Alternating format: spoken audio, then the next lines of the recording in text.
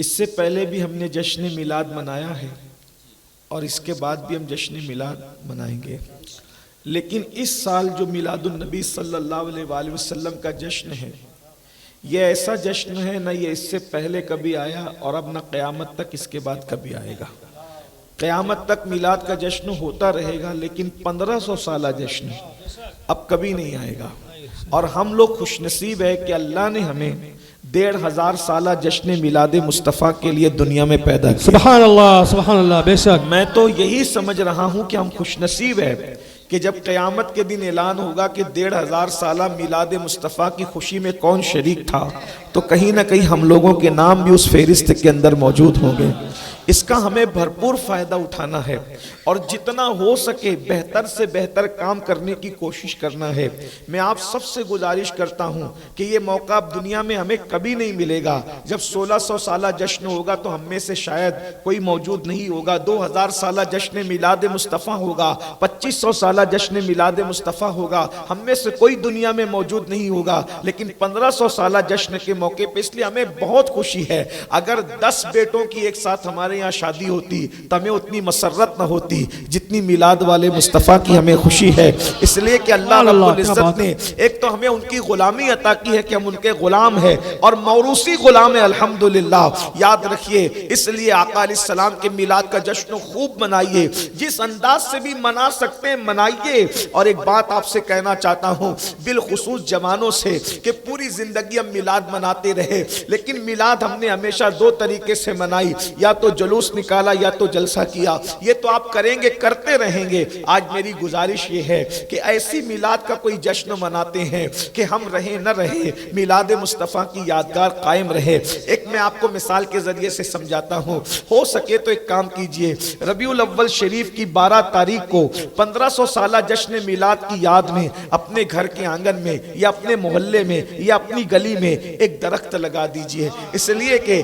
اگر جھنڈیاں رہے گی، گلیاں سجے گی، 8 دن کے بعد، 10 دن کے بعد، 20 دن کے بعد، مہینے بھر کے بعد آخر وہ سجاوٹ تو آپ کو نکالنا ہی پڑے گی۔ اور اگر کتنے دن تک کے لگا کر کے رکھیں گے لائٹنگ، جھنڈیاں لگتی ہے، لائٹنگ لگتی، سب لگے گی، لیکن جب اس درخت پر لوگوں کی نظر پڑے گی تو لوگ کہیں گے یہ فلاں نے میلاد مصطفیٰ کی سبحان اللہ، بے شک۔ لوگ یہاں موجود ہیں۔ اب سمجھتا ہوں کہ اگر ہر بندہ اپنی گلی کے اندر ایک درخت میلاد مصطفیٰ 1500 سالہ کی یادگار لگا دے، پہلی بات، جب تک کہ وہ درخت کے پتے اللہ کا ذکر کریں گے اس درخت لگانے والے کو اس کا اجر ملے گا۔ اگر وہ سایہ دار ہو گیا، اس کے سائے میں کتا بلی بھی بیٹھ جائے تو اللہ اس کا اجر بھی آپ کو عطا فرمائے گا۔ کوئی انسان بیٹھے تو اللہ اس کا اجر بھی آپ کو عطا فرمائے گا۔ اس کے پھول سے جتنے لوگوں کے مشام جاں معطر ہوں گے، اللہ تبارک و تعالی اس کی برکتیں بھی آپ کو عطا فرمائے گا، اس کا پھل جو کھائے گا اللہ وہ بھی عطا فرمائے گا۔ اور سب سے بڑی بات یہ ہے کہ ہمارے ملک ہندوستان میں جب لاکھوں کی تعداد میں درخت لگیں گے انشاءاللہ، تو لوگ درختوں کو کاٹ کر کے ملک کی آب و ہوا کو خراب کر رہے ہیں، اور ہم درخت لگا کر کے اس ملک کی آب و ہوا کو خوشگوار کر رہے ہیں۔ سبحان اللہ، سبحان اللہ۔ یہ ایک کام میں نے بتایا، باقی کے وقت ہوگا تو آگے میں عرض کروں گا۔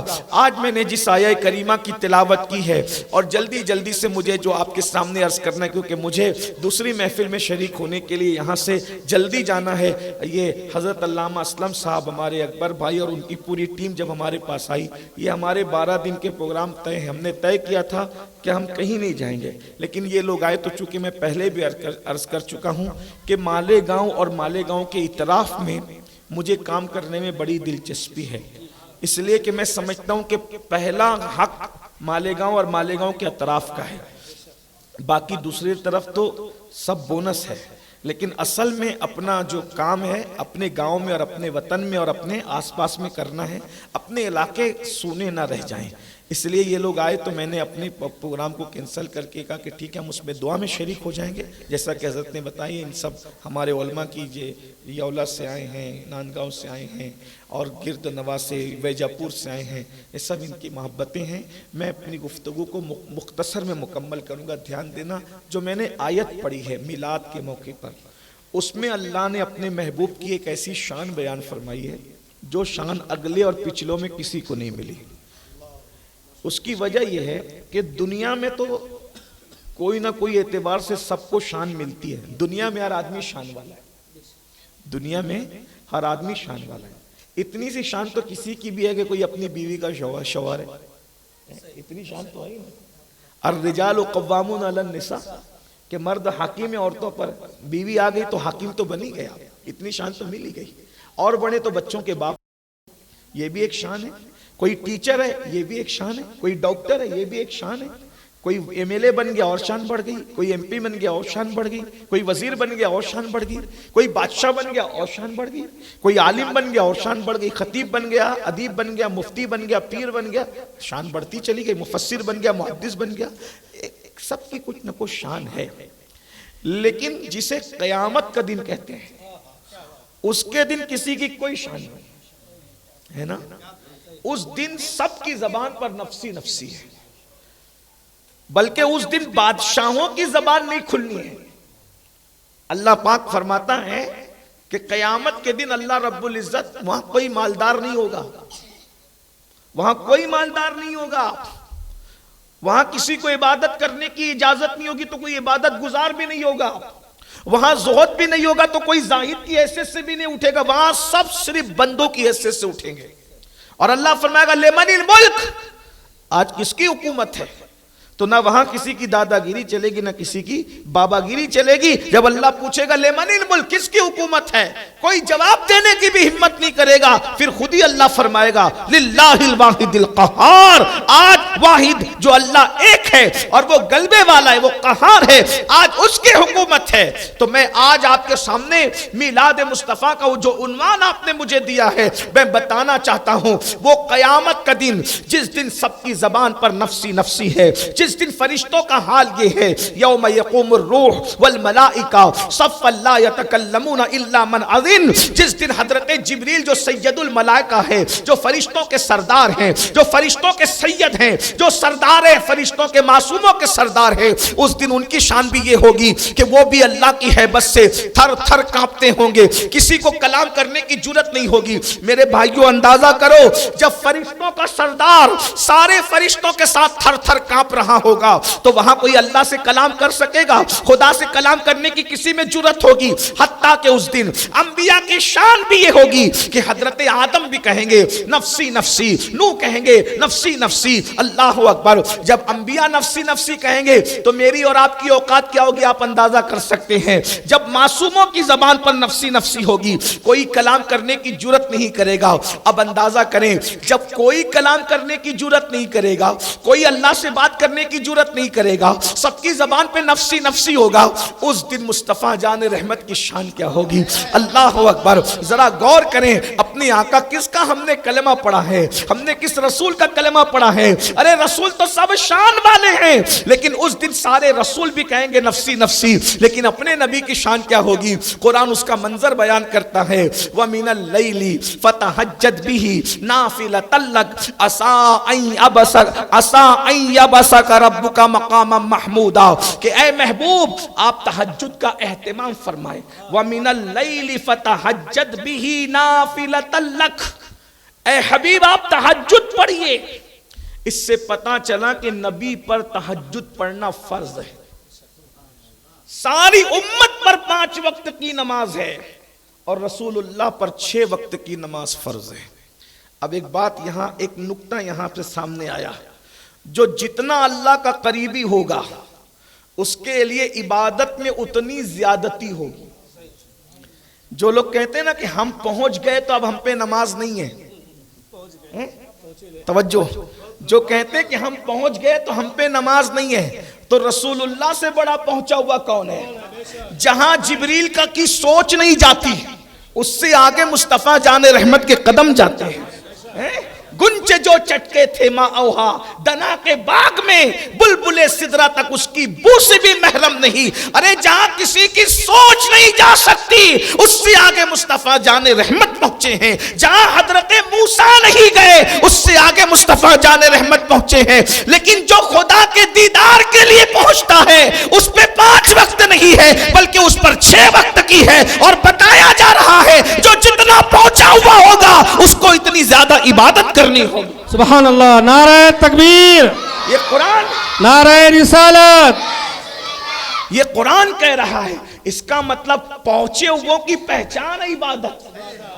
وَمِنَ اللَّيْلِ فَتَحَجَّدْ بِهِ نَافِلَةً لَكَ کہ محبوب تہجد پڑھیے، اس سے ایک تہجد کی فضیلت بھی پتہ چلتی۔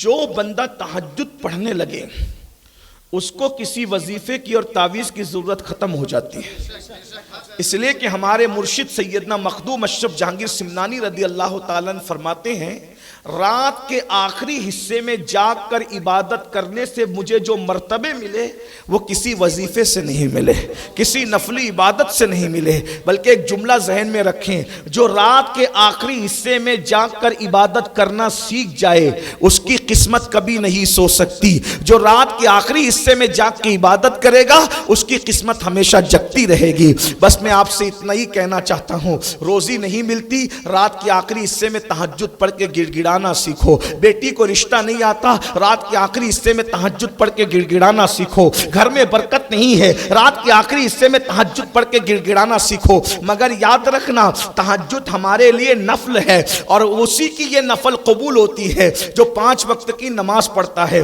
ورنہ نہ فجر پڑھی نہ عشاء پڑھی اور تہجد گزار بن گئے تو یہ نہیں چلنے والا۔ اس کا مطلب بالکل ایسے ہی ہوگا کہ آپ نے بنیاد نہیں رکھی اور سیدھے دیوار بنانا شروع کر دی، تو جس کی بنیاد نہیں ہوگی اس کی دیوار کیسے تعمیر ہو سکتی ہے؟ بنیاد جس کی ہوگی اسی کی دیوار ہوگی۔ تو فرض بنیاد ہے اور نفل اس پہ اوپر کی دیواریں ہیں، تو لوگ فرض کو چھوڑ کر نفل کے پیچھے بھاگتے ہیں۔ بہرحال یہ الگ عنوان ہے۔ تہجد کی فضیلت اگر لوگوں کو پتا چل جائے تو لوگ سونا چھوڑ دیں۔ اسی لیے آپ دیکھیں اللہ کا کوئی بھی ولی آپ دیکھیں، آپ کبھی اس کو رات کو جلدی سوتے نہیں دیکھیں گے، اور اگر وہ رات کو سویا ہے تو رات کے آخری حصے میں آپ اس کو سوتے نہیں دیکھیں گے۔ لیکن افسوس میں اس قوم کو تہجد کی فضیلت بیان کر رہا ہوں جو قوم فجر کی نماز میں آنے کو تیار نہیں ہے۔ یاد رکھو اللہ کے بندو، اگر مقدر جگانا ہے تو اللہ کے لیے جاگنا سیکھو۔ بس کچھ یاد رہے نہ یہ رہے، یہ بات ضرور یاد رکھو، جو اللہ کے لیے جگتا ہے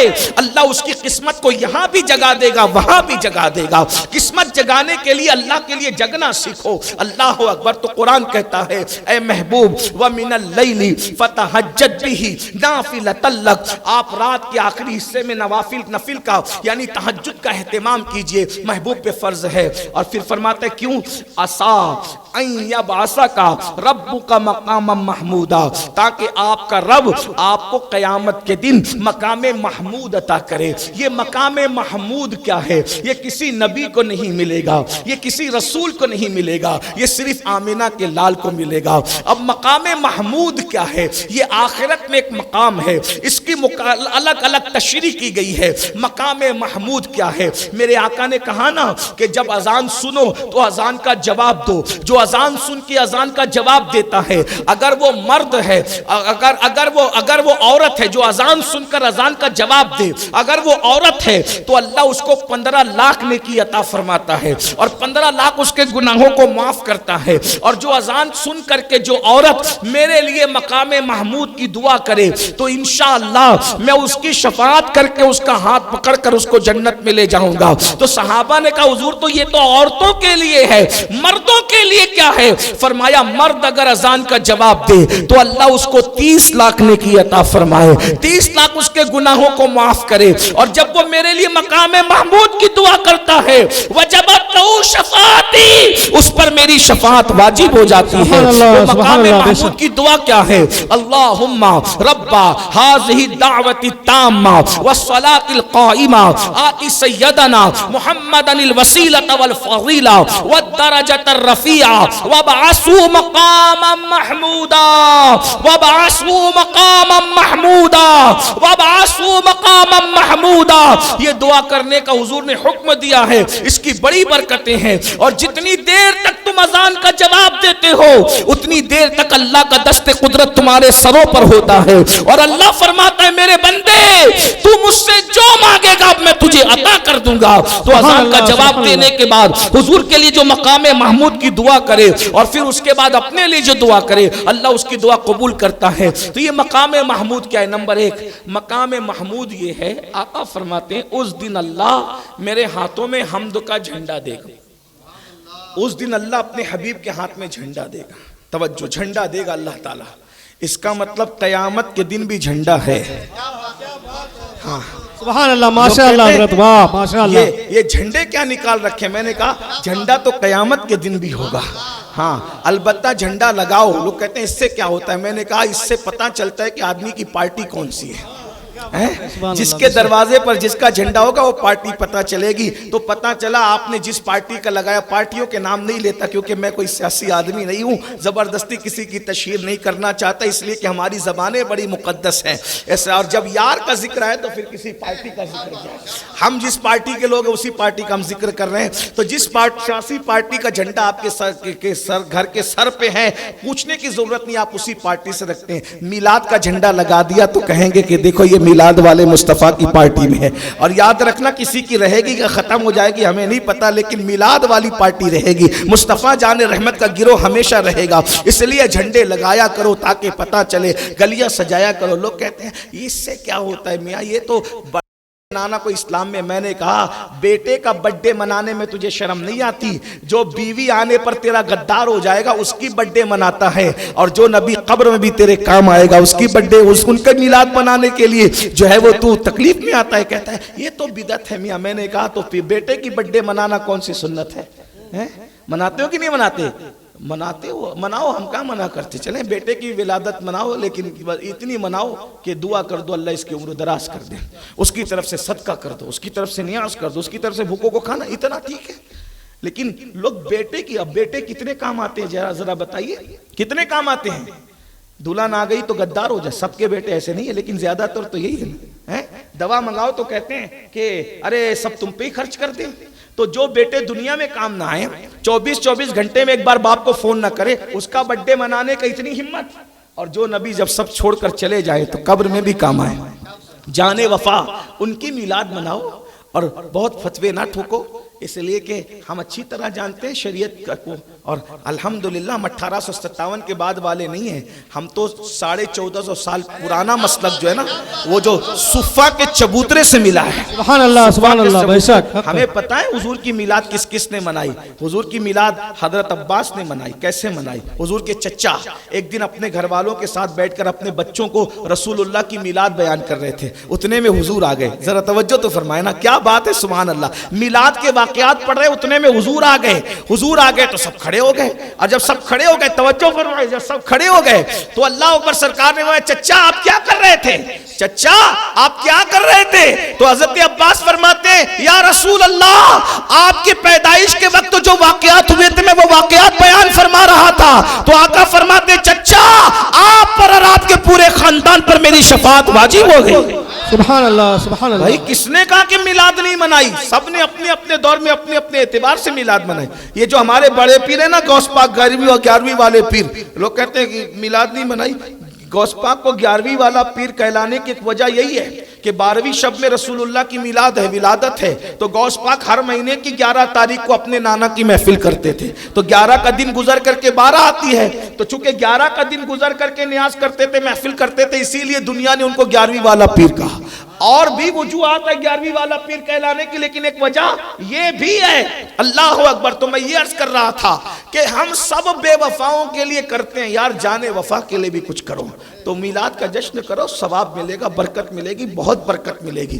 تو میں عرض یہ کر رہا تھا کہ میلاد علیہ الصلوۃ والتسلیم کا ذکر ہو رہا ہے. آقا فرماتے ہیں اللہ مجھے مقام محمود عطا کرے گا. مقام محمود کی پہلی شکل حضور فرماتے ہیں میرے ہاتھ میں حمد کا جھنڈا ہوگا. دوسری شکل سنیے آپ کیا شان ہوگی میرے آقا کی.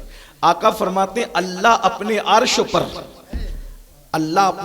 پر اپنے ساتھ مجھے بٹھائے گا. جو اللہ اٹھنے بیٹھنے سے پاک ہے آنے جانے سے پاک ہے. یہ میں کہاں سے پڑھ رہا ہوں ملا علی قاری نے لکھا اس کو.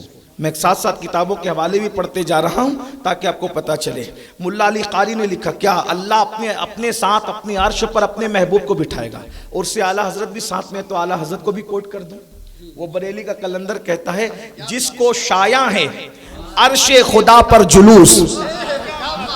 سبحان اللہ سبحان اللہ. جس دن سب کی زبان پہ نفسی نفسی ہوگا اس دن اللہ جو اٹھنے بیٹھنے سے پاک ہے جسم و جسمانیات سے پاک ہے آنے جانے سے پاک ہے وہ اپنے معیت خصوصی سے اپنے محبوب کو اس طریقے سے سرفراز فرمائے گا کہ اللہ اپنے عرش پر اپنے محبوب کو بٹھائے گا، خدا اپنے عرش پر اپنے محبوب کو بٹھائے گا۔ امام کہتے ہیں جس کو شایع ہے عرش خدا پر جلوس ہے وہ تمکینے والا ہمارا نبی۔ سبحان اللہ ماشاء اللہ، کیا بات۔ اس کے بعد مقام محمود کی ایک تشریح اور ہے، امام خفاجی لکھتے ہیں، اب یہ بھی آگے کی بات، امام خفاجی لکھتے ہیں کہ اللہ کی عرش پر اللہ کی کرسی ہوگی، اور اس کرسی پر جس کو بٹھایا جائے گا وہ مصطفیٰ جان رحمت کی ذات ہو۔ یعنی جس دن سب نفسی نفسی کر رہے ہیں اس دن اپنے آقا کی شان کیا ہے۔ جس نبی کا کلمہ پڑھے ہو چلا اپنے نبی کی عظمت کو جانو، 1500 سالہ میلاد کا جشن منا رہے ہو، نبی کے بارے میں جانتے کیا ہو؟ کچھ نہیں جانتے، لوگوں نے پڑھا دیا وہ تو انسان تھے ہماری طرح۔ ارے نادان، اپنی طرح انسانوں کو، ارے سارے انسان کھڑے ہوئے نفسی نفسی کر رہے ہیں، اور اس دن اللہ کے پیغمبر خیر البشر سید البشر آمینہ کے لال کو عرش پہ بٹھایا جا رہا ہے، کرسی پہ بٹھایا جا رہا ہے۔ اسی پر بس نہیں، اب آگے پھر مقام محمود کی تعریف آتی ہے۔ جب حمد کا جھنڈا مقام محمود مصطفیٰ جان رحمت اس پہ فائز ہوں گے اور حمد کا جھنڈا رسول اللہ کے ہاتھ میں ہوگا تو آقا فرماتے ہیں میرے اس جھنڈے کے نیچے سارے اولین اور آخرین کو جمع کر دیا جائے گا۔ یعنی وہ جھنڈا اتنا بڑا ہوگا کہ حضرت آدم بھی اس جھنڈے کے نیچے، حضرت نوح بھی اس جھنڈے کے نیچے، حضرت شیس بھی اس جھنڈے کے نیچے، ابراہیم، اسماعیل، عزیر، حضرت ایوب، داؤد، ذوالکفل، یوسف، سلیمان علیہ السلام، یہ سب اس جھنڈے کے نیچے ہوں گے۔ آقا فرماتے ہیں قیامت کے دن ہر نبی میرے جھنڈے کے نیچے ہوگا، ولا فخر، مگر میں اس پر کوئی فخر نہیں کرتا۔ یا رسول اللہ آپ کیوں فخر کریں، بلکہ جو آپ کے جھنڈے کے نیچے آئے وہ فخر کریں گے کہ ہمیں مصطفیٰ جان رحمت کا جھنڈا مل گیا۔ سبحان اللہ، نعرہ تکبیر، ان کے زیر لباس نعرہ رسالت سید امین القادری صاحب قبلہ، نعرہ تکبیر۔ اس پر بھی میرے امام اعلیٰ حضرت فرماتے ہیں، لکھتے ہیں کیا کہ ان کے زیر لواء آدم و من سوا، یعنی ان کے جھنڈے کے نیچے ہم سب ہوں گے انشاءاللہ۔ توجہ، بیٹھ جاؤ بیٹا، مستی نہ کرو، بیٹھ جاؤ، درود شریف پڑھو، ایک بار درود شریف پڑھ لو سب مل کر کے۔ اللہم صلی علی سیدنا مولانا محمد معدن الجود والکرم وآلہ وصحبہ وبارک وسلم صلاۃ وسلام علیک یا رسول اللہ۔ بھئی ابھی مت بانٹنا، چاہے آخری میں بانٹنا، سب لوگ درود شریف پڑھو مل کر کے۔ صلی علی سیدنا مولانا محمد وبارک وسلم صلاۃ وسلام علیک یا رسول اللہ صلی اللہ علیہ وسلم۔ نحن عباد محمد صلی اللہ علیہ وسلم صلاۃ وسلام علیک۔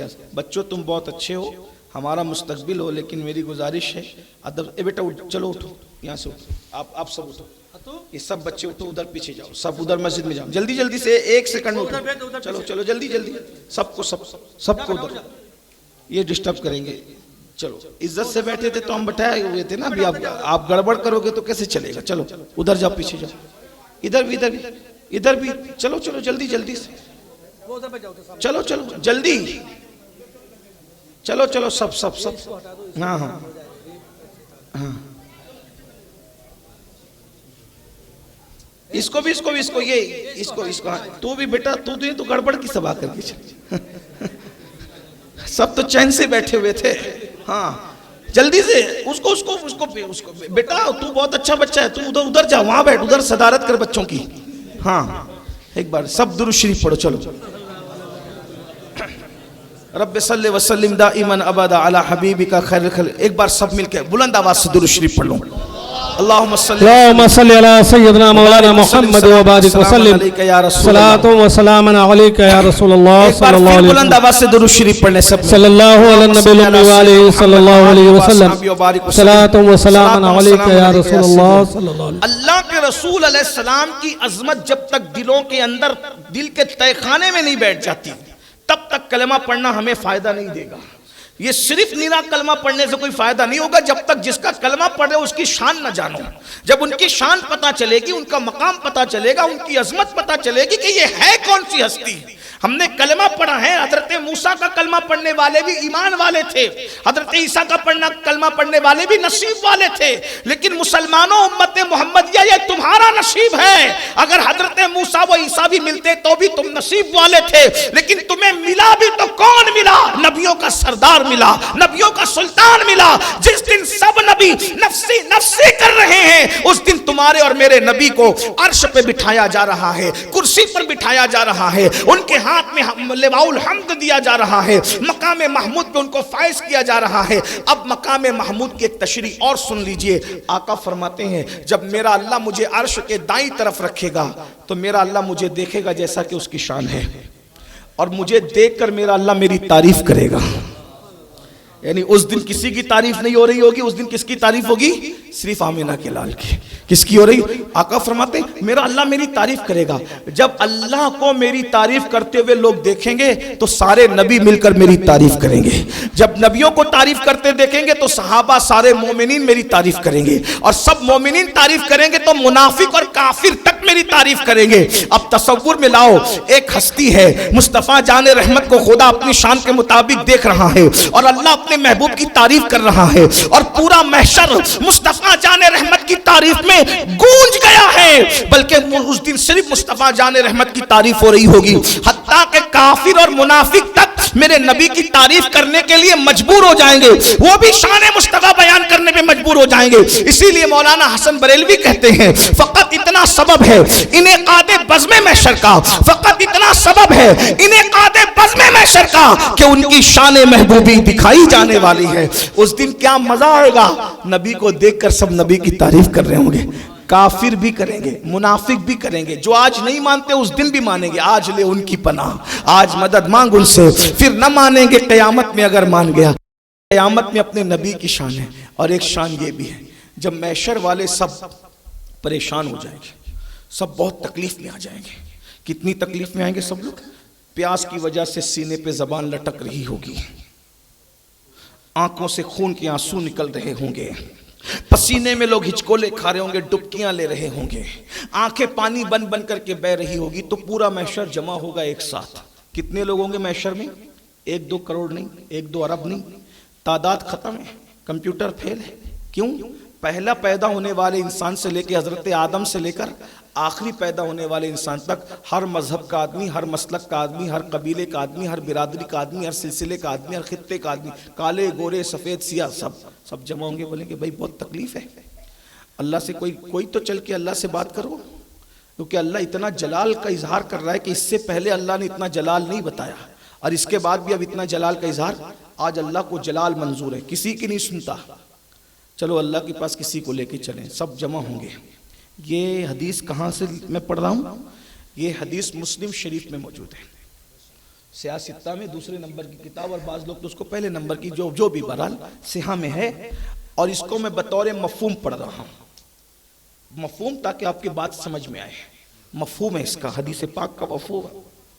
اس کو بار شریعت میں بھی اور پھر بزرگوں نے، میں سمجھتا ہوں کہ حضور علیہ السلام کی شان جن لوگوں نے لکھی، سب نے اس حدیث کو اپنے اپنے اعتبار سے لکھا۔ اب اس کو غور سے سنیے۔ پورا محشر پریشان، وہ بھئی چلو اللہ سے بات کریں، اللہ سے بات کریں۔ اب اللہ سے کوئی بات کرنے تیار ہی نہیں، راضی نہیں۔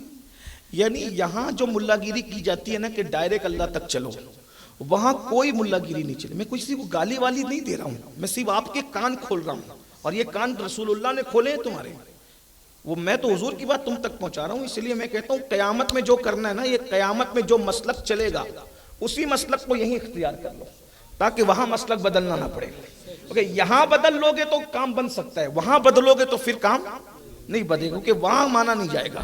اب قیامت میں کون سا مسلک چلے گا اس کو ذرا سن لو۔ وہ 1857 کے بعد والا کوئی مسلک وہاں نہیں چلنا ہے۔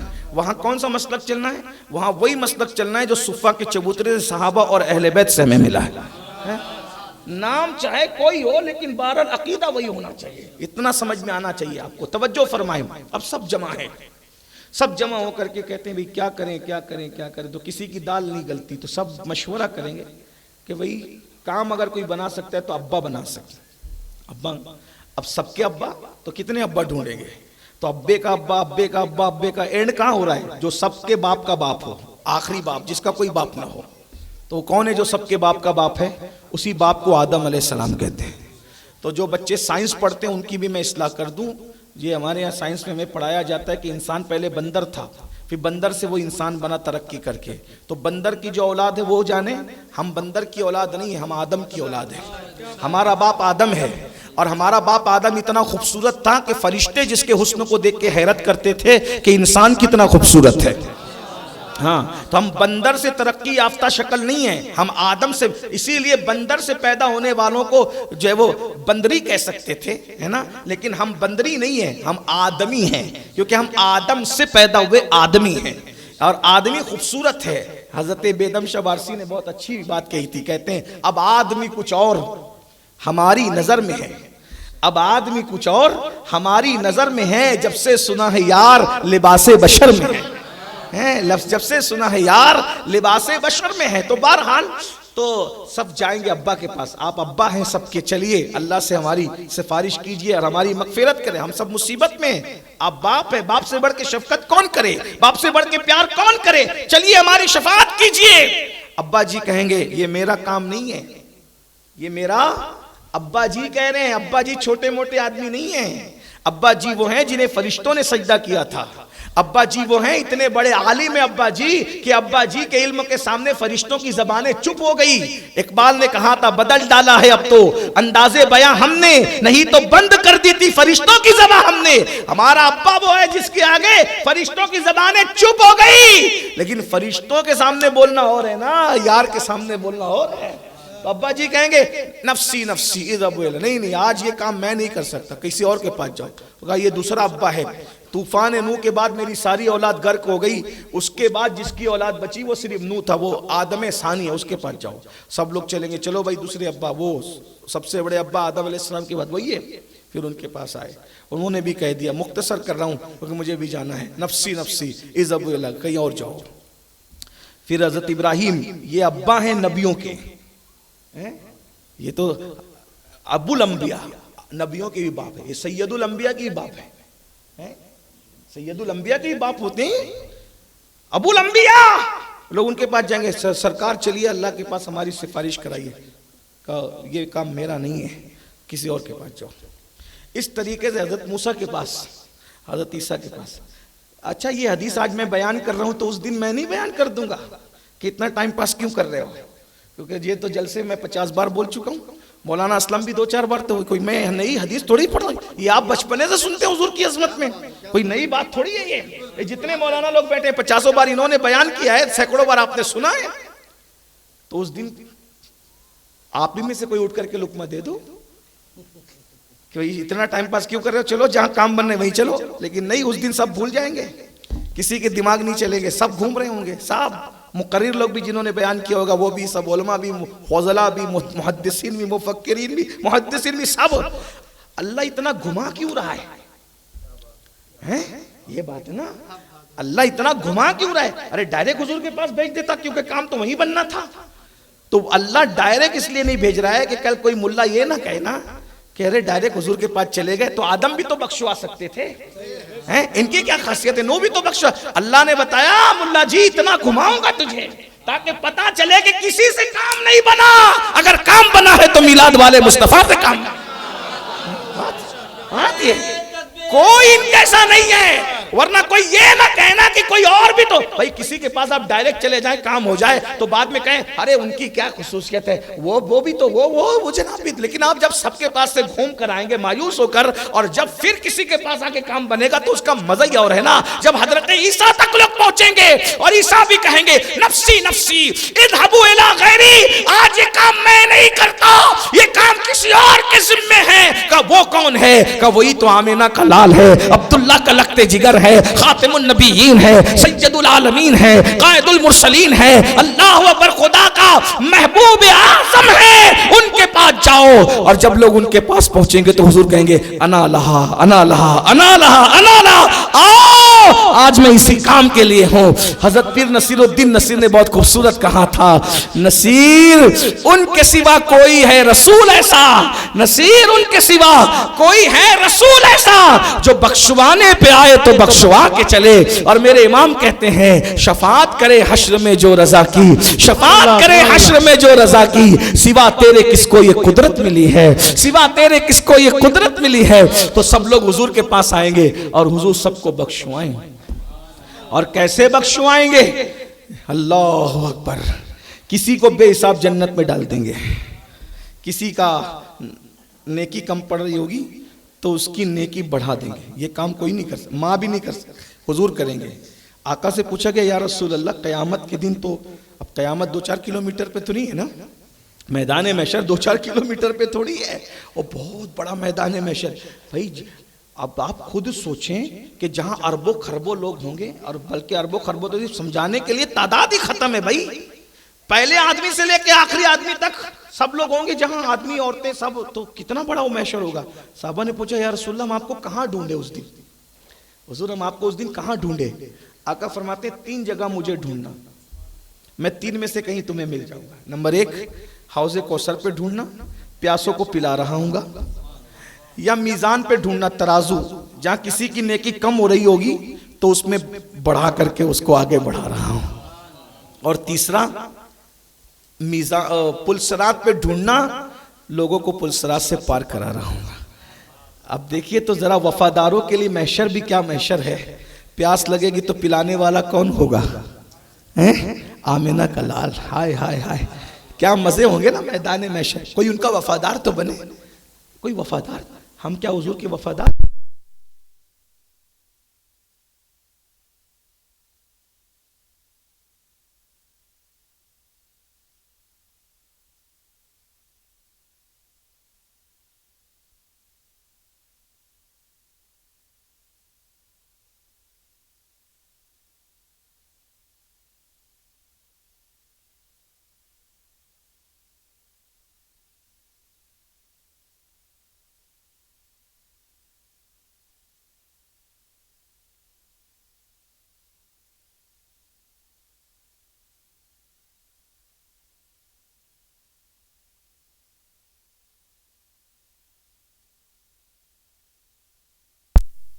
اللہ علی محمد صلی اللہ علیہ وسلم. دلوں کے گلشن مہک رہے ہیں، یہ کیف کیوں آج آ رہے ہیں.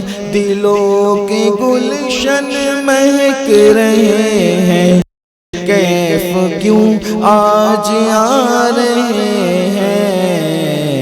کچھ ایسا محسوس ہو رہا ہے، کچھ ایسا محسوس ہو رہا ہے. حضور تشریف لا رہے ہیں، صلی اللہ علی محمد صلی اللہ علیہ وسلم. نثار تیری چہل پہل پر ہزاروں عید ربیع الاول. نثار تیری چہل پہل پر ہزاروں عید ربیع الاول.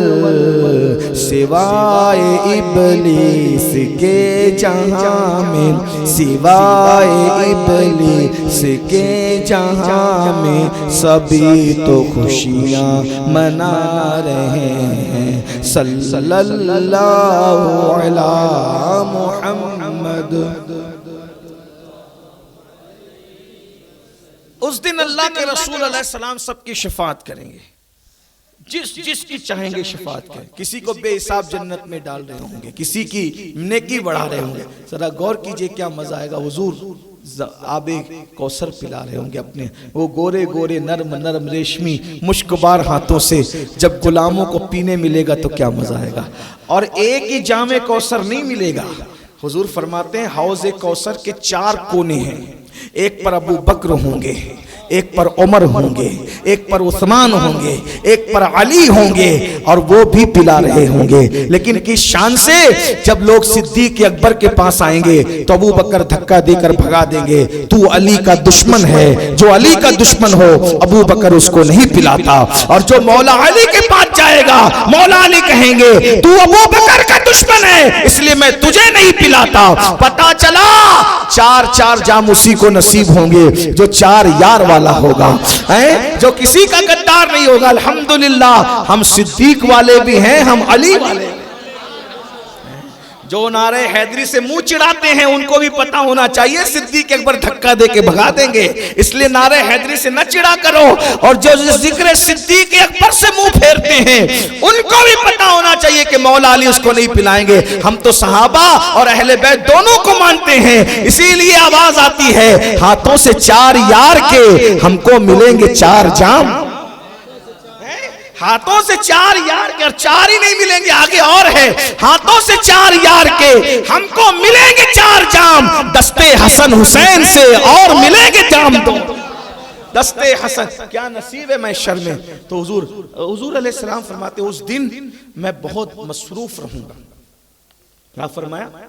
بہت بیزی ہوں گے حضور اس دن، کوئی اس دن بیزی نہیں ہوگا لیکن حضور بیزی ہوں گے، مصروف، بلکہ حضور کی ایک حدیث ہے، فرمایا اس دن میں اتنا مصروف رہوں گا کہ میری چادر اگر گر جائے گی تو وہ چادر اٹھانے کی بھی مجھے فرصت نہیں ہوگی۔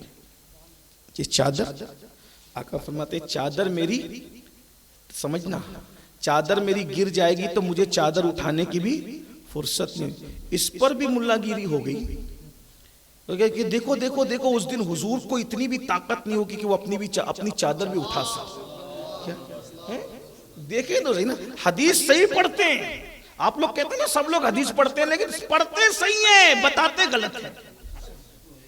اس لیے تھوڑا ہوشیار رہو، سونا جنگل رات اندھیری چھائی بدلی کالی ہے، سونے والوں جاگتے رہیو چوروں کی رکھوالی ہے۔ یہ حدیث صحیح ہے، حضور فرماتے میں اپنی چادر بھی نہ اٹھاؤں گا، وجہ دیکھو دیکھو اتنا مجبور ہوں گے حضور کی اپنی چادر بھی اٹھانے کی طاقت نہیں ہوگی۔ میں نے کہا ایسا نہیں ہے، پہلی بات تو یہ ہے اس دن چادر اوڑھے گا کون یہ تو بتا، اس دن چادر اوڑھے گا کون یہ تو، اس دن تو سب ننگے دھڑنگے گھوم رہے ہوں گے، حدیث ہے نا، ذمہ دار میں ہوں، اس دن کوئی چادر وادر والا نہیں ہوگا، اس دن کوئی چادر نہیں ہوگی، اس لیے کہ مجرموں کو چادر نہیں اڑھائی جاتی، مہمانوں کو چادر اڑھائی جاتی ہے۔ اس دن چادر تو محبوب ہی نے اوڑھا ہوگا، اور کیا کہہ رہے میں اپنی چادر بھی نہ اٹھا سکوں گا، مطلب کیا؟ دیکھو سمجھاتا ہوں، اللہ نہ کرے، اللہ نہ کرے، اللہ نے کروڑ بار اللہ نہ کرے دشمنوں کے کان بہر، جلسہ چل رہا ہے، جلسہ چل رہا ہے، میں نے چادر اوڑھ رکھی ہے، آپ سب بیٹھے ہیں، سب اچھے لوگ ہیں، اللہ والے لوگ ہیں، سب جانے پہچانے لوگ ہیں، منبر پہ بھی سب جانے پہچانے، نیچے بھی نام نہیں جانتا الگ بات ہے لیکن چہرے سے اکثر لوگ کو جانتا ہوں، 90% لوگ کو جانتا ہوں چہرے سے۔ اب ایسا ہوا کوئی بھاگتے بھاگتے آیا، اور جلسہ کرنے والے لوگوں، اور دیکھو دیکھو ادھر ٹرک سے ایک اسکول بس ٹکرا گئی، تو وہ کہا کہ 100 بچے جا رہے تھے پکنک پر، اور ٹرک ٹکرائی تو سب گرے پڑے ہوئے، کسی کے پیر ٹوٹ گئے، ہاتھ ٹوٹ گیا، کوئی مر رہا ہے، کیا ہو رہا ہے؟ کوئی جلسہ سنے گا؟ کوئی سنے گا؟ کوئی شریف آدمی جلسہ سنے گا؟ بولو بھائی جواب دو، کوئی سنے گا؟ نہیں سنے گا۔ سننے والے بھی اور تقریر کرنے والا بھی سب بھاگیں گے، کدھر؟ کدھر؟ وہ جو 100 بچے ہیں نا ایکسیڈنٹ کے حادثے میں جو مر رہے ہیں ان کو بچ کے، بھائی میرے پہنچنے پہ ایک بھی بچا لوں نا تو کام ہو جائے، ایسا ہی ہے کہ بولے ہے کہ نہیں ایسا؟ اب ایسے میں آپ نے چادر اڑائی، بڑی قیمتی چادر تھی یہ مولانا ندیم کی، اب میں جیسی تقریر کریں گے بعد میں، یار چلو زندگی رہی بچوں کی، ہمارے ملک کا مستقبل ہے، ہمارے قوم کے بچے، زندگی بچوں کی بچ گئی تو بات تقریر تو بعد میں بھی ہو سکتی ہے، ابھی پہلے یہ کام کر لو۔ تو جیسے ہی میں بھاگنے لگا تو ایسے میں یہ نانگاؤں کے چھوٹے حضرت نے کہا ارے سید اتنی مہنگی چادر پہ اوڑی ہے، یہ تیری چادر گر گئی، اٹھا تو لے۔ کیا کہا؟ اتنی مہنگی چادر گری، اٹھا تو لے۔ تو تب کوئی کہے گا چادر اٹھانے کے لیے، کوئی عقل مند آدمی کہے، اور اگر کوئی کہے گا بھی تو میں کیا کہوں گا؟ ارے چادر کی ایسی کی تیسی، یہ چادر اٹھائی جائے گی بعد میں، پہلے میں ان مرتے ہوئے کو بچا تو لوں۔ ابھی چادر اٹھانا اہم، ابھی چادر اٹھانا اہم نہیں ہے، ابھی ان کو میرے بھائی وہ 100 بچے پھنسے ہیں، ان کو بچانے کے لیے ہزاروں لوگ بھاگیں گے، تو بھی اتنی میری مصروفیت ہوگی کہ میں چادر کو اہمیت نہیں دوں گا بلکہ بچانے کو اہمیت دوں گا۔ تو یہاں پر 100 بچے پھنسے ہوں اور بچانے والے ہزاروں ہوں تو چادر اٹھائی نہیں جاتی، چادر پہ توجہ نہیں دی جاتی، وہاں تو اربوں پھنسے ہوں گے اور بچانے والا ایک ہی ہوگا۔ تو اب وہ اپنی چادر پر کب توجہ دے؟ اب تو یہ ہوگا کہ جلدی جلدی چلو امین القادری کو بچا لیتے ہیں، چلو فلاں کو بچا لیتے ہیں، چلو فلاں کو بچا لیتے ہیں، اس لیے کہ میرا کلمہ پڑھنے والا وفادار ہے۔ تو وہاں تو ایک ہی ہوگا، اور کیسے؟ کسی کو جام پلا کر، کسی کو میزان پہ نیکی بڑا بڑھا کر اور کسی کو رب سلم کہہ کے پل صراط سے گزار رہے ہوں گے. اور ذرا سوچو تو ہم عاشقوں کو پل صراط سے گزرنے میں بھی کتنا مزہ آئے گا. کتنا مزہ آئے گا. کیسے مزہ آئے گا پتہ ہے؟ نبی کے ہاتھ میں ہاتھ ہوگا اور پل صراط سے ہم گزر رہے ہوں گے. اب ذرا سوچئے. اب آپ نے کہا کہ یہ کیسے تو لے کر آیا کہ نبی کے ہاتھ میں ہاتھ ہوگا؟ میں نے کہا پل سے اتارو راہ گزر کو خبر نہ ہو، جبریل پر بچھائیں تو پر کو خبر نہ ہو. ساتھ ساتھ میں اس سے اعلیٰ حضرت بھی اس لیے ان کا ذکر بھی کرتا جا رہا ہوں. کیا وہاں پر وہ بال سے زیادہ باریک، تلوار سے زیادہ تیز پل صراط. اور جبریل نے کیا عرض کی تھی؟ یا رسول اللہ جب آپ کی امتی پل صراط سے گزریں، موسیٰ کی امت نہیں، وہ بھی تو مومن ہے. عیسیٰ علیہ السلام کی امت نہیں، وہ بھی تو مومن ہے. ابراہیم علیہ السلام کی قوم نہیں، وہ بھی تو مومن ہے. کس کے لیے پر بچھائے جا رہے ہیں؟ صرف امت محمدیہ کے لیے. ارے امت محمدیہ میں کوئی سرخاب کے پر لگے گا نہیں. یہ امت نہیں دیکھی جا رہی ہے، امت والے کی وجہ سے ان سے بھی محبت کی جا رہی ہے. جبریل پر بچھا رہے ہیں تو امام کہتے ہیں اہل صراط روح امی کو خبر کریں، جاتی ہے امت نبوی فرش پر کریں. اے پل صراط پہ موجود ڈیوٹی لگانے والے فرشتوں، جاؤ اپنے سردار جبریل کو اطلاع کر دو کہ امت محمدیہ پل صراط سے گزر رہی ہے، اپنے پر بچھا دو آ کر کے. لیکن پھر عشق کو جب دل میں کچوکے لگاتا ہے، کرے جبریل تو پھر جبریل ہے، لیکن یہ خادم ہے. تیرا آقا تو مخدوم ملائکہ ہے، تیرا آقا تو مخدوم جبریل ہے. الابریز میں شیخ عبدالعزیز دباغ نے لکھا ہے. یہ الابریز کے جو مصنف ہے نا شیخ عبدالعزیز دباغ، تصوف کی بہت قیمتی کتاب ہے. ان کے ڈائریکٹ استاد حضرت خضر علیہ السلام. وہ شیخ عبدالعزیز دباغ اپنی کتاب الابریز شریف میں لکھتے ہیں کہ جبریل علیہ السلام کو صرف خدمت مصطفیٰ کے لیے پیدا کیا اللہ نے. دیکھیں تو صحیح نا، فرشتوں کا سردار کیوں پیدا ہوا؟ عبدالعزیز لکھ رہے ہیں، ذمہ دار وہ ہیں، میں تو نقل کر رہا ہوں کہ جبریل کو صرف خدمت، جس کو خدمت کے لیے پیدا کیا اس کو سدرہ پہ رکھا، تو جس کو مخدوم بنایا اس کو کیا مقام عطا کیا. اور پھر الابریز کے مصنف آگے لکھتے ہیں کہ جبریل کو جتنے مرتبے ملے ہیں مصطفیٰ جان رحمت کی خدمت کی وجہ سے. یہ ہے مصطفیٰ جان، جس کا خادم اتنا بڑا ہے وہ مخدوم کتنا بڑا ہوگا. ان کی عظمت کا اندازہ تو لگاؤ، اندازہ کرو. تو بہرحال تو کہتے ہیں جبریل علیہ السلام تو خادم ہیں اور میرا آقا تو مخدوم ہے. تو پھر کہتے ہیں نہیں، پل سے اتارو راہ گزر کو خبر نہ. جب نبی، اب اتارنے کا مطلب کیا ہوا؟ اردو کا شعر آسان زبان ہے. پل سے اتارو، اتارا کیسے جاتا ہے؟ بولو بھئی اتارا کیسے جاتا ہے؟ بھئی آپ لوگ اردو نہیں جانتے ہیں؟ اتارا کیسے جاتا ہے؟ پکڑ کے نا.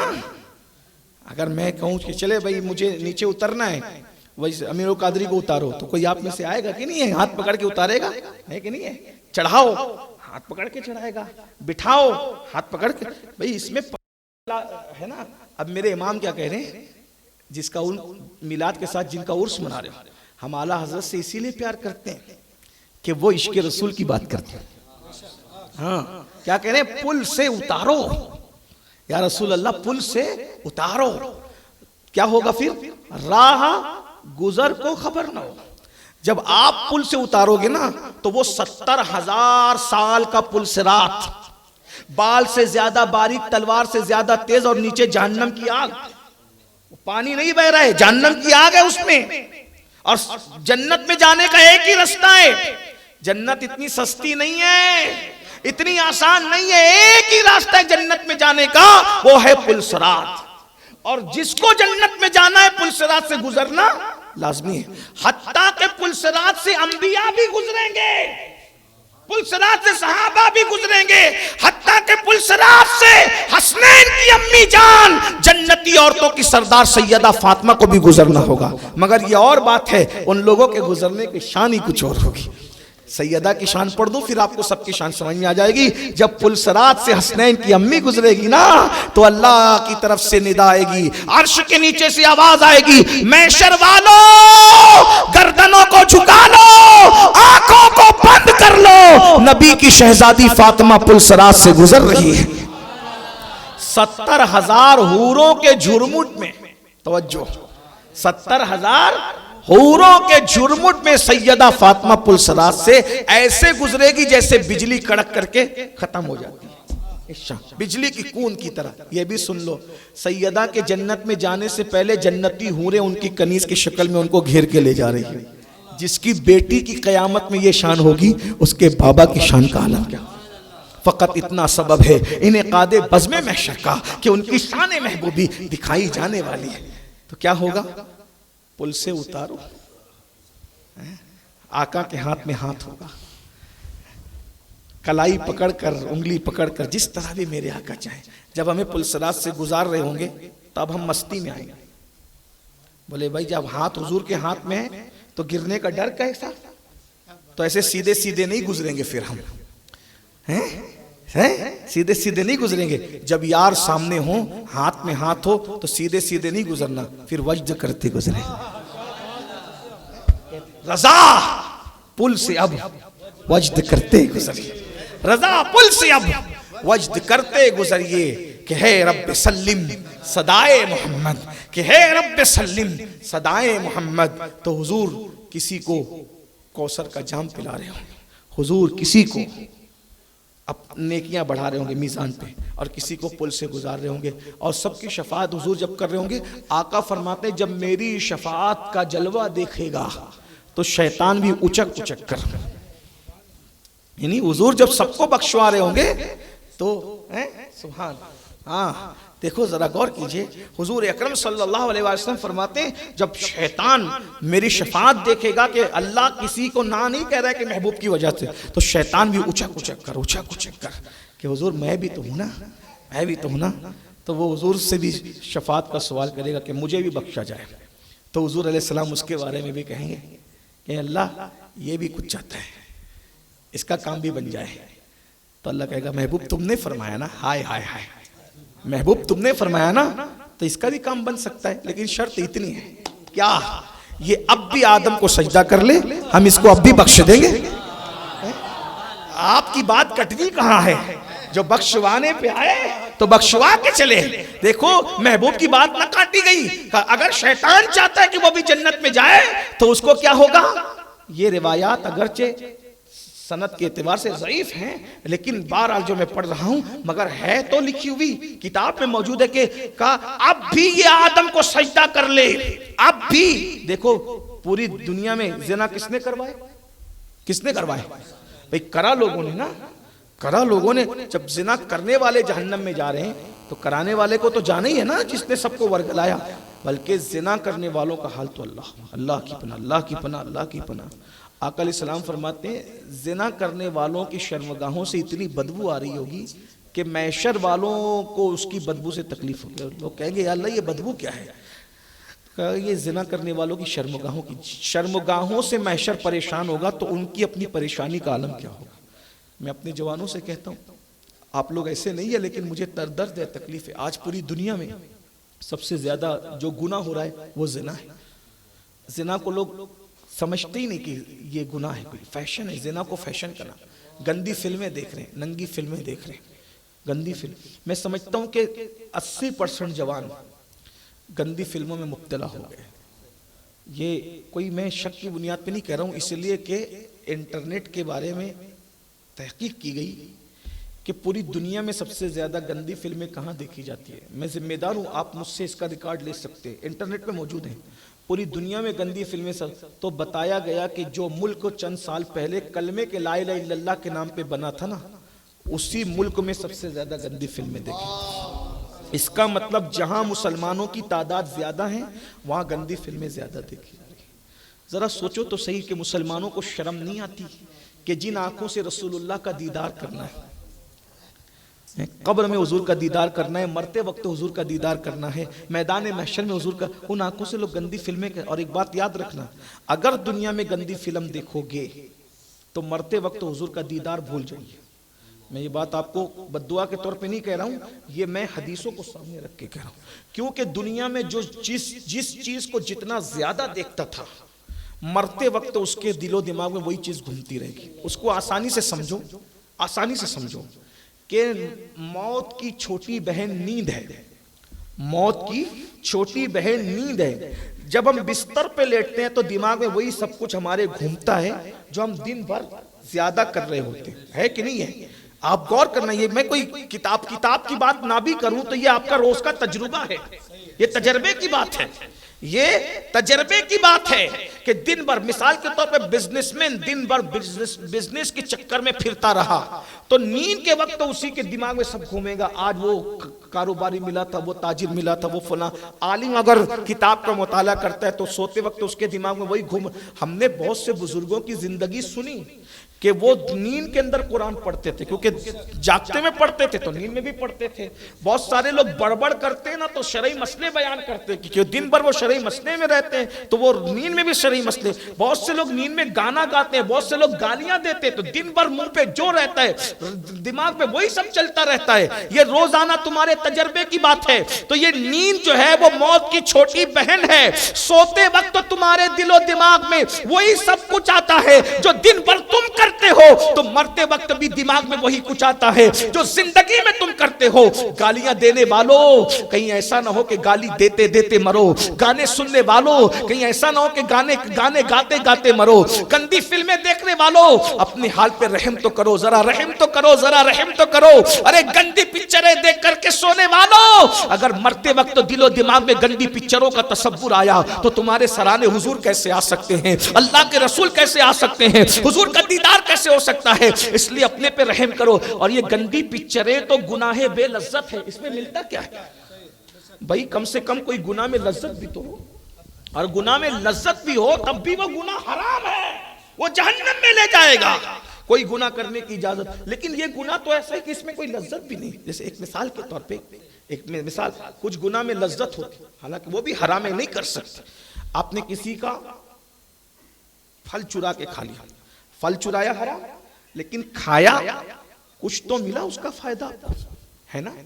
کچھ تو ملا، لیکن یہ بھی حرام تھا کیونکہ پیٹ میں گیا. کوئی فائدہ نہیں ہے وہ، لیکن کہنے کو فائدہ ہے بظاہر میں، ظاہر میں کچھ تو ملا کہ پیٹ میں گیا تو کچھ لذت ملی، زبان کو ٹیسٹ ملا وغیرہ وغیرہ. لیکن یہ جو گندی فلم ہے اس کی کیا لذت ہے؟ کچھ نہیں ہے. یہ جو جھوٹ بول رہے ہو اس کی کیا لذت ہے؟ کچھ بھی نہیں ہے. تو یہ حرام کاموں سے بچو. یہ جو کہتے ہو نا کہ موت کے وقت حضور کا دیدار ہوگا، گندی فلمیں دیکھو گے تو کیسے دیدار ہوگا؟ نشہ کرو گے، شراب پیو گے تو مرتے وقت زبان پہ کلمہ کیسے آئے گا؟ عاشق حضور کے کہلاتے ہو، اسکرین پہ تصویر ہیرو کی رکھتے ہو. 20 منٹ اور 15 منٹ کا ٹائم رسول اللہ کے لیے نہیں نکال سکتے درود پڑھنے کے لیے، اور 3 گھنٹہ فلم کے لیے نکال لیتے. ابھی آپ جو رسول اللہ صلی اللہ علیہ وسلم کی شفاعت کا ذکر سن رہے ہیں، یار جو جس کے کہنے پر یہ ہو جائے کہ چلو شیطان اگر سجدہ کر دے آدم علیہ السلام کو اس کی بخشش ہوگی، لیکن شیطان پھر شیطان ہے، وہ کہے گا جب اس وقت نہیں کیا تو ابھی بھی نہیں کرتا. کہا کہ ٹھیک ہے پھر اس کو لے جاؤ اور جہنم میں ڈال دو ہمیشہ ہمیشہ کے لیے، اس کے متبعین کو بھی جہنم میں ڈال دو. میرے بھائیوں، میلاد شریف آئی ہے. میلاد میں 1500 سالہ میلاد کا جشن سب منا رہے ہیں. میں اپنی بات، مجھے جانا بھی ہے، میں یہی ختم کر رہا ہوں. ہم کیسے منائیں؟ ایک بات میں نے آپ کو بتائی، کیا؟ درخت لگا دو. دوسری بات میں آپ سے یہ چاہتا ہوں کہ کوئی میلاد النبی صلی اللہ علیہ وسلم پہ ہم کوئی ایسا کام کر لیں کہ ہم رہے نہ رہے میلاد النبی کی یادگار قائم رہے. جیسے اگر آپ کو اللہ نے مال دیا ہے تو 10-12 بچے آپ لے لو کہ یہ بچے جب تک ڈگری حاصل نہیں کر سکتے میں اپنے نبی کی عقیدت میں حضور کی بارگاہ میں ایصال ثواب کا تحفہ پیش کرنے کے لیے ان کی اسکول کی فیس بھر دوں گا، کہ مدرسے کی فیس بھر دوں گا. کوئی بیوہ ہے تو اس کی شادی کرا دوں گا، یا بیوہ کی کوئی جوان بچی تو اس کی شادی کرا دوں گا. ایسا کچھ کام کیجئے. اور کچھ نہیں کر سکتے تو چلے ایک کام یہ کر لیتے ہیں کہ ہو سکے تو آج سے یہ عادت بنائیے کہ روزانہ 1200 مرتبہ درود شریف میں اپنے نبی کی بارگاہ میں پیش کروں گا. بے شک، سبحان اللہ. بہت اچھا. مشکل لگ گیا نا آپ کو؟ نہیں، مشکل نہیں ہے. صلی اللہ علیہ وآلہ وسلم یہ سب سے مختصر درود ہے. جب یہ آپ 1200 مرتبہ پڑھتے ہو تو اس میں صرف 25 منٹ لگتے ہیں. کتنے منٹ؟ جس نبی کے صدقے سب کچھ ملا اس کے لیے 25 منٹ نکال سکتے ہیں. وہی بیٹھ کے نہیں پڑھنا ہے، ہاتھ میں بٹن والی تسبیح رکھو، کسی سے شرم مت کرو. کوئی ریاکار کہے گا کہنے دو، کوئی اور ایکٹنگ کہے گا کہنے دو، جو کہتا ہے اس کو کہنے دو، کوئی بیکورڈ کہے گا کہنے دو. آپ چلتے پھرتے اٹھتے بیٹھتے صلی اللہ علیہ وسلم، صلی اللہ علیہ وسلم، صلی اللہ علیہ وسلم 1200 مرتبہ پڑھ لو، 25 منٹ لگتے، ہوگا کیا؟ ہوگا کیا؟ جو درود شریف کثرت سے پڑھے گا جب وہ مرے گا تو اس کا خاتمہ ایمان پر ہوگا، کلمہ پڑھتے سبحان اللہ سبحان اللہ. نمبر 1. نمبر 2، اس کو دوسرا فائدہ کیا ملے گا؟ مرنے کے بعد اس کا کفن بھی میلا نہیں ہوگا. مرنے کے بعد درود پڑھنے والے کے جسم کو قبر کی مٹی نہیں کھائے گی، اور جو کثرت سے درود پڑھے گا اس کی روح بعد میں نکلے گی، پہلے جنت میں اس کو اس کا ٹھکانہ دکھایا جائے گا. اور اس سے بڑا فائدہ، جب مرنے والا مرے گا تو رسول اللہ کی زیارت کرتے کرتے دنیا سے جائے گا. درود شریف پڑھنے کی 25 منٹ لگتے ہیں. کتنے لوگ کر سکتے ہیں اپنے آقا کے عشق میں؟ ذرا آج سے کوئی بتائے تو بہت سستا سودا ہے. اور آقا فرماتے ہیں، جزاک اللہ، آقا فرماتے ہیں جو کثرت سے درود پڑھے گا اللہ اس کے دنیا کے بھی غم دور کر دے گا اور آخرت کے بھی غم دور کر دے گا. سب ٹینشن فری ہو جاؤ گے. درود پڑھنا شروع کر دو. اور ایک بات یہ بھی، جھنڈے لگیں گے اتر جائیں گے، لگائیے، گلی سجے گی نکل جائے گی. جن کے چہرے پہ داڑھی نہیں ہے 1500 سالہ میلاد کے جشن کی خوشی میں وہ اپنے چہرے پہ داڑھی سجا لے تو فرشتے کہیں گے یہ 1500 سالہ میلاد کے موقع پہ داڑھی سجا کر آیا ہے، نبی کی سنت لے کر آیا ہے. یہاں بھی برکتیں وہاں بھی برکتیں انشاءاللہ. الحمدللہ ہم نے بہت کچھ تو نہیں کیا، لیکن 1500 سالہ جشن کا پلان ہم نے 10 سال پہلے بنایا تھا. 10 سال پہلے ایک عزیز کے منہ سے نکلا تھا کہ 10 سال کے بعد حضور کی ولادت کو 1500 سال پورے ہوں گے. تو ہم نے تب سے پلان بنایا. تو آج اس کا صلہ اللہ کے فضل سے یہ ملا کہ ہم نے شہر مالیگاؤں میں 12 مسجدیں تعمیر کی ہے.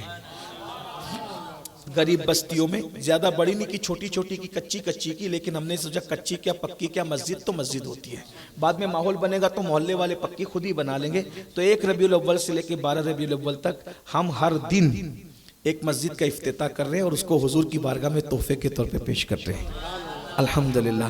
اور 12 تاریخ کو جمعہ کے دن جمعہ کی نماز سے جس کا افتتاح ہوگا اس مسجد کا نام ہم نے رکھا ہے مسجد میلاد مصطفیٰ صلی اللہ علیہ وسلم. یعنی کہ جب جب اس مسجد کا لوگ نام لیں گے تو ان کو یاد آگا یہ 1500 سالہ میلاد کی یاد. یار جس نے بیوی سے محبت کیا، اس نے بیوی کی محبت میں اتنا بڑا محل بنا لیا. اس کی بیوی کیا اور اس کی بیوی کی حیثیت کیا.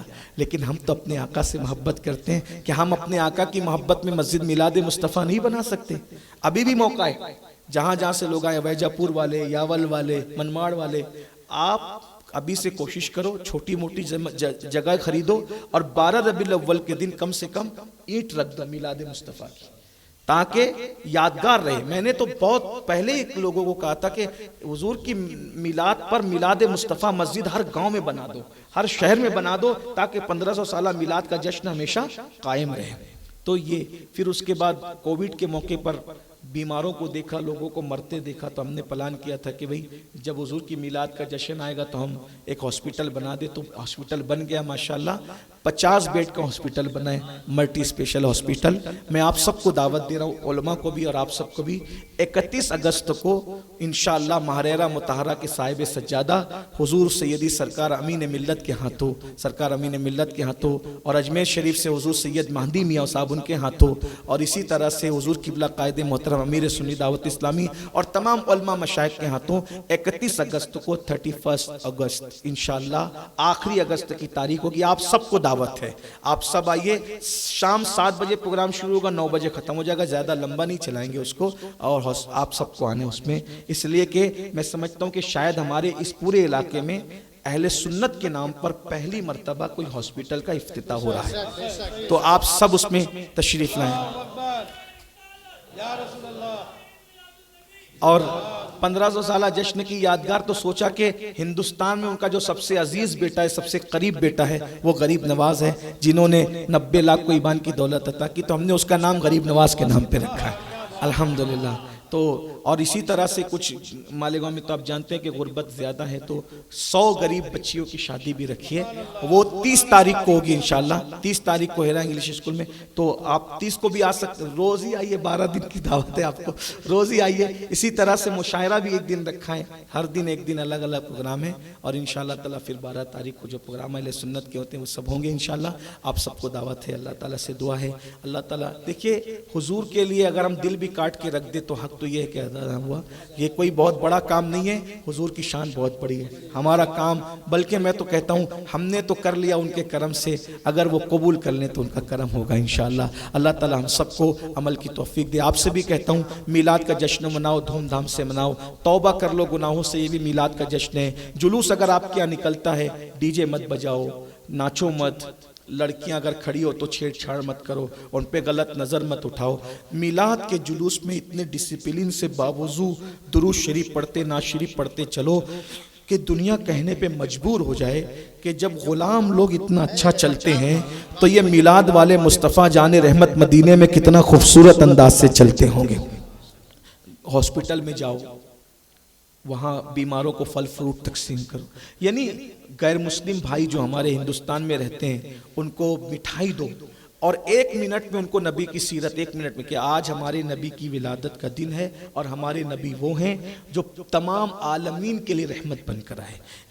مزدوروں کو بھی کچھ جا کر دو، کہو کہ یہ میرے رسول ہے جس نے مزدوروں کی شان بتائی، فرمایا مزدور کا پسینہ سوکھنے سے پہلے اس کی مزدوری ادا کر دی جائے۔ یہ کس نے کہا؟ میرے نبی نے فرمایا، میرے آقا نے فرمایا۔ جو مزدوروں کا حق بتائے، جو جانوروں کا حق بتائے، جو پڑوسیوں کا حق بتائے، جو انسانوں کا حق بتائے، جو ماں باپوں کا حق بتائے، جو بہنوں کا حق بتائے، جو اولاد کا حق بتائے، جس نے سب کے حقوق بتائے وہ مصطفیٰ جان رحمت ہے۔ تو جو سب کے حقوق بتا رہے ہیں اس نبی کا حق ہے کہ ان سے سچے دل سے پیار کیا جائے، ان سے سچے دل سے عشق کیا جائے۔ اور امام احمد رضا نے یہی تعلیم دی، دل ہے وہ دل جو تیری یاد سے معمور رہا، سر ہے وہ سر جو تیرے قدموں پہ قربان گیا، آہ وہ آنکھ کہ ناکام تمنا ہی رہی، ہائے وہ دل جو تیرے در سے پرارمان گیا۔ تو نتیجہ نکلتا ہے انہیں جانا، انہیں مانا، نہ رکھا غیر سے کام، للہ الحمد میں دنیا سے مسلمان گیا۔